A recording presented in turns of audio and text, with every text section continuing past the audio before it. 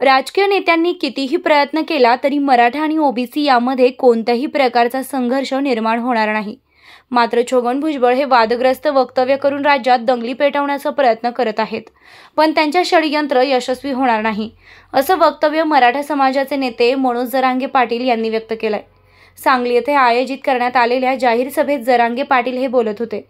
छगन भुजबळ हे माझ्यावर वैयक्तिक टीका करत असून ते खालच्या पातळीवरचं राजकारण करत आहेत। माझ्यावर टीका करण्याअगोदर तुम्ही पैसे खाऊन जेल भोगून आला आहात याची आठवण तुम्हाला असू दे, असा टोलाही जरांगे पाटील यांनी लगावला।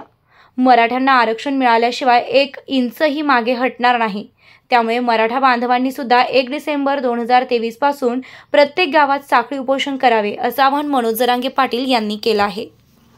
ते समाज ठरविल, तुम्हाला कधीच मी तेच लागलेले आहेत। आता तुम्हाला वाटतं तुम्हाला देव मानव, तुम्ही लोकांचं रक्त पिता, लोकांचे पैसे खाता आणि 5-5 वर्षे जेलमध्ये जाऊन बसता, तुम्हाला कोण शेंदूर लावेल ताच दिसणार। धन्यवाद। ओबीसीला धक्का लागू देणार नाही असं छगन भुजबळ लागला काय लागून देणार नाही। इथं मराठा समाजाच्या नोंदी सापडल्या, तेच तर ओबीसी बांधव म्हणतोय की मराठ्यांच्या जर नोंदी सापडल्या असतील तर ते ओबीसी आरक्षणामध्ये आहेत, त्यांना घेतलं पाहिजे।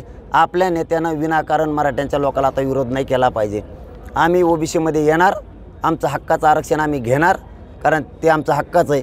आत्तापर्यंत तुम्ही खाल्लं, आमचं म्हणणं काय नाही, तुमचं तुम्ही खावं, आमचं आम्हाला द्यावं। आमच्या नोंदी सापडल्यात म्हणल्याच्या नंतर येड्यालासुद्धा कळत। समजा उदाहरणार्थ सांगली आणि इथं 2 गुंठे एखाद्या बांधवांची जागा आहे, तो म्हणला आहे माझी जागा आहे मोगम, पण जर आता त्याचा 7-12 मिळाला त्याला जागाच तुम्हाला द्यावा लागणार आहे। आता आमच्या नोंदी सापडल्यात, तुम्हाला आम्हाला त्याच्यात घ्यावाच लागणार आहे, त्याशिवाय तुम्हाला सुट्टी नाही। धन्यवाद। दिवाळीबद्दल सुद्धा त्यांनी भाष्य केलं। त्यांनी असं म्हटलं की गावबंदीचे बॅनर लावायला गावाचं 7-12 काही यांच्या नावावर आहे आणि पोलिसांना सुद्धा आवाहन केलं आणि जशाच बॅनर काढून टाका, ही लोकशाही आहे का? जशाच तसं उत्तर दिलं जाईल। 7-12 तुमच्या नावावर आहे का असा प्रश्न विचारला। ते म्हणतील तसं होत नसताना, पण ते सांगतीलच तसा कायदा थोडा चल, ते म्हणतील तसं आमच्या घरी येऊ नका असं आमचं म्हणणं आहे। आम्ही तुमच्या दारात येत नाहीत, तुम्ही आमच्याकडे यायचं नाही। कशाला यायचं आहे कशाला? आणि ते म्हणतील तसंच होईल असं नसतं ना, असं नाही। ते म्हणतील तसं होणार नाही, तसा कायदा चालत नसतं। एक आणखी गाव तुमचा आहे का? तुम्ही आम्हाला रोखणार आहे कोण? तुम्ही बॅनर लावणार आहे कोण? अहो ते काही म्हणतील, त्यांचं कोण ऐकणार? त्यांना काय आता प्रसिद्धीसाठी काही पण प्रश्न काढायला येते, कारण त्यांचं आता वय झालंय, त्या पद्धतीनं ते बोलतायत। कोणातरी विचारून आता आम्हाला त्यांना तुम्हाला एकदा सांगितलं, उद्यापासून त्यांना आम्हाला महत्त्व द्यायचं नाही, कारण त्यांचं आता किती हुशारी आहे आणि ते किती मुरब्बी राजकारणी होते आमच्या नजरेतले पहिले, ते आता राहिले नाहीत। त्यांना फक्त या राज्यात या वयात शांतता ठेवण्याऐवजी कायद्याच्या पदावर, घटनेच्या पदावर यासाठी बसलेत की त्यांना या राज्यात 100% कायदा सुव्यवस्था बिघडायची, एवढाच त्यांचा उद्देश आहे। पण ओबीसी बांधवात आणि मराठा बांधवात आमचं आत्ताही सुखदुःखात आम्ही सोबत आहेत, आमच्यात कसलाच वाद होणार नाही। आणि मराठे, सामान्य मराठे आणि सामान्य ओबीसी बांधव त्यांचं राजकीय पोळी भाजवण्यासाठी त्यांचं स्वप्न कधीच पूर्ण होऊन देणार। तरीही मध्ये जाऊन आलेत लोकांचं खाल्ल्यामुळं, त्यामुळं कोण कोणाचं खातं आहे यावर किमान त्यांनी बोलू नये। त्यांनी आता किमान या राज्यात शांतता राहीन असं बोलावं, राज्यात त्यांना दंगली घडावच्यात असं त्यांनी बोलू नये।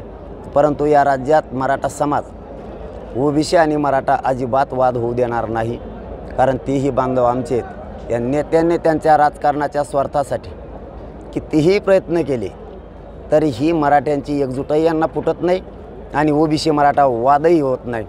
परंतु एक ठासून सांगतो, तुम्ही किती एकत्र आले, कसली टीका केली, आम्ही टीकेला उत्तर द्यायला कच्चे नाहीत। परंतु आता आम्हाला तुम्हाला महत्त्वच द्यायचं नाही, कारण तुम्हाला किती महत्त्व द्यायचं आहे हे आता आज जेवण आमच्या लक्षात आलं। तुम्ही किती खालच्या पातळीचे आहेत हे आमच्या लक्षात आल्यामुळं आमचा दर्जा आम्ही आता घसरू देणार नाहीत। मराठी एकजूट आहेत, आता अशीच एकजूट आम्ही ठेवणार। या राज्यात वातावरण खराब आम्ही होऊ देणार नाहीत। सरकारनंच यांच्याकडे जास्तीचं लक्ष केंद्रित करून राज्यात कायदा सुव्यवस्था ही बिघडवतील हे यांना थांबवावं। आम्ही मात्र आरक्षण मिळवण्यासाठी सज्ज आहेत। तुम्ही किती एकत्र या, आम्हाला त्याच्यापासून काही फरक पडत नाही, कारण आम्ही सुद्धा 50% हे विसरू नका। तुमच्या भुजबळ म्हणताय राजेश टोपे आणि रोहित पवार यांनी आणून बसवलं असं आणि म्हणून तुम्ही बसले। काय बोलावं त्यांना. आधी तर हेच म्हणत होते की आम्हाला विरोधकांनी बसविलं, विरोधक यांना सापडले नाही. तर यांनी दुसऱ्या वेळेस असं सांगितलं की सत्ताधाऱ्यांनीच यांना बसवलं. यांना ना आम्हाला आता महत्त्वच देत नाही. तुम्हाला खरं सांगतो, हे जनतेच्याच नजरेतून उतारलेत. आता स्वतः ओबीसी बांधवांच्याच नजरेतून हे उतरलेत. ग्रामीण भागातला ओबीसी बांधव आत्ता असं बोलतो की मराठ्यांच्या जर नोंदी सापडल्या असतील तर मराठा समाज ओबीसीमध्ये आहे. आपल्या नेत्यांनी विनाकारण गोरगरीब मराठ्यांच्या लेकरांना आरक्षण मिळतं तर विरोध करू नये. जर हे मी सांगतो हे खोटं असतं तर काल 100 GCP ओबीसीच्या बांधवांनी लावून पदरच्या पैशानं फुलं टाकलेच नसते. त्यांनी थोडं आता भानावर यावं. मला वाटतं बहुतेक त्यांचं वय झाल्यामुळं त्यांना तसं होतं आहे आता असं दिसतंय. पण आता मात्र उद्यापासून आम्ही यांना कोणालाच महत्त्व देणार नाहीत. एकी करा नाही तर तिकडं उड्या हाणा. मराठे आता यांना महत्त्व देणार नाही. सासऱ्याच्या घरी तुकडे मोडत नाही. आरक्षण काय हे समजून घे आणि आम्हाला म्हणतो आरक्षण द्या आरक्षण द्या असं भुजबळांनी तुमच्यावर आरोप केलेला आहे. ते कुठले सगळ्या महाराष्ट्राला माहिती आहेत. वयानं तुम्ही मोठे आहेत, आम्हाला काढायला लावू नका. आम्हाला सुद्धा तुमच्या बाबतचा आम्ही सुद्धा बायोडाटा गोळा केलेला आहे. तिथं आम्ही बीड जिल्ह्यातले खूप लोक आलेले आहेत, खूप हजारोनं. तिथं सासरा जावईचा प्रश्न नाही. बीड जिल्ह्यातला खूप काही समाज त्या गोदापट्ट्यात आलेला आहे. एकतर त्यांना माहीतच नाही. कुणीतरी एखाद्या माकडानं त्याच्या स्वार्थासाठी सांगितलं असत.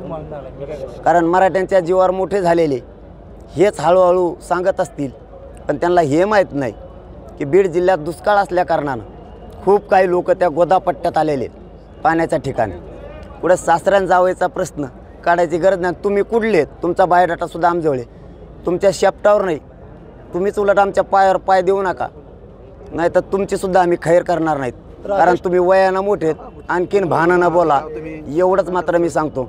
कारण मराठ्यांच्या शेपटावर पाय दिल्यावर काय होतं हे तुम्हाला मग पुढच्या काळात कळेल. पण तुम्ही धमक्या देऊन राज्यात शांतता बिघडू नका. सरकारलाही सांगतो यांना 100% कायदा सुव्यवस्था राज्याची बिघडायची. यांच्यावर बारकाईनं लक्ष ठेवा. कारण आम्ही मात्र थांबणार नाहीत, भिणार बी नाहीत आणि खचणार बी नाहीत. पण आम्ही शांततेत आरक्षण मिळवणार आहेत. यांना मराठ्यात येऊ द्यायचं, आरक्षणात मराठ्यांना येऊ द्यायचं नाही. म्हणून यांचा तिळपापड झाला आहे. आम्ही मात्र आल्याशिवाय राहणार नाहीत. रेडी का रे साक्षी तरी पास आहे का? माझ्या शेपटीवर पाय द्यायचा प्रयत्न करू नकोस असं छगन भुजबळ तुम्हाला म्हणाले, काय सांगा? आम्ही आता मराठा समाजाने एक गोष्ट ठरवली की त्यांना टीका करण्याच्या पलीकडे काहीच राहिलं नाही. त्यांना माहीत झालं आहे की मराठा समाज हा ओबीसी आरक्षणात आला आहे. हे त्यांना आता कळून चुकलं आहे. त्यामुळं त्यांनी कितीही टीका केल्या तरी आता आमचं ध्येय, आम्ही जे फोकस आरक्षणावरती ठेवला आहे तो आम्ही ढळू देणार नाही आहे. आता ते आम्ही चिडावं, या राज्यात शांतता राहू नये म्हणून त्यांचे सगळ्यांचे आता प्रयत्न सुरू झाले. काही पण बोलायचं आणि शांतता या राज्यात राहू द्यायची नाही. वेगळ्या फेगळ्याचा काही संबंध नाही. जिथं आमची जागा आहे तिथंच आम्हाला पाहिजे. आमच्या नोंदी सापडल्यात, आम्ही ओबीसी प्रवर्गात आहेत, आम्हाला ओबीसी प्रवर्गातच पाहिजे.